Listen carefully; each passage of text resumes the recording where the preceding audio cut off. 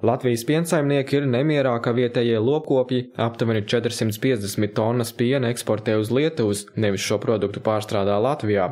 Turklāt lietuvieši izmantojot arī negodīgas metodes un neļauj Latvijas piena pārstrādātājiem iekļūt viņu tirgū, stāsta ekonomikas eksperts Ģirds Rungainis. Lietuvieši faktiski dod priekšroku saviem produktiem savos tīklos, kas ir pārstāvēti Latvijas teritorijā, samazina šīs iespējas realizēt pie sevis, uz vēsturiskiem mēģinājumiem iepirkt pienu.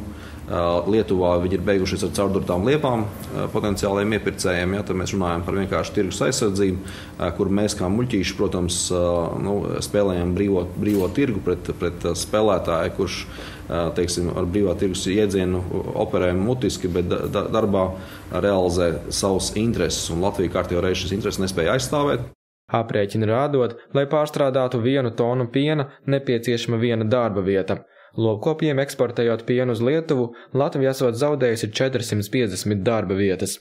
Skaidrs, ka nodarbojoties ar primitīvu lauksaimniecības produktu ražošanu un šo te izaudzēto vai radīto izejvielu izvešanu, mēs kā valsts gūstam vismazāk un kopumā bagātāk nepaliksim. It sevišķi situācijā, ja mums ir šīs te pārstrādes jaudas, kuras ir noslogotas tikai uz pusi, tad tas ir tā ir ekonomiska kaitniecība principā.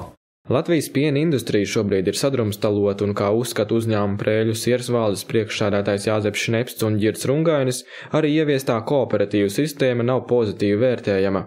Šī te kooperatīva padarīšana ir vienkārši schēma, lai kārtot ārā valsts naudu un veicinātu zināmā mērā, nodokļu nemaksāšanu uz Latvijas-Lietuvas robežas, kas, protams, nav pareizā pieeja un kas, es piekrītu Šnepskungam, es domāju, kas neviennozīmīgi izbeigsies tajā brīdī, kad valsts neatbalstīs. Vienkārši jāsaprot, ka tas ir valsts atbalsts nepareizai lietai, kas, diemžēl, mūsu valstī bieži ir gadījies. Cerams, ka nākotnē gadīsies mazāk.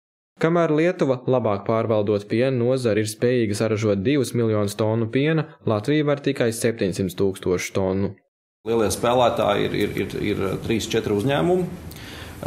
Principā, un, protams, kad uz šī rēķina viņi panāk zemāku pašizmaksu, plus tātad darbojoties ar šīm te ārpus tirgus metodēm, durot riepas, nelaižot Latvijas produktus, vienojoties karteļu veidā un spiežot ārā Latvijas pievienotās vērtības produktus un tā tālāk, protams, grūti pierādāms un Latvijas, valsts institūcijās trūkstot gribai. Nodarboties to daudz vienkāršāk ir, maksāt kooperatīviem, kuri maksā kaut kādā veidā kaut ko atpakaļ un nemaksā nodokļus. Tā vai citādā veidā arī to, protams, grūti pierādīt, bet nav gribas vienkārši politiskās to nodarboties. Latvijas piensaimnieku centrālās savienības priekšsēdētājs Jānis Šolks norāda, īstermiņā raugoties tas ir labi, ja zemniekam rodas iespēja par katru piena litru nopelnīt kādu santīmu vairāk, nekā ir spējīgs maksāt Latvijas piena pārstrādātājs. Tomēr valsts budžetam un piena nozarei kopumā tas nozīmē vismaz 4 miljonus latu lielus zaudējumus, ietekmējot iedzīvotāju labklājības līmeni.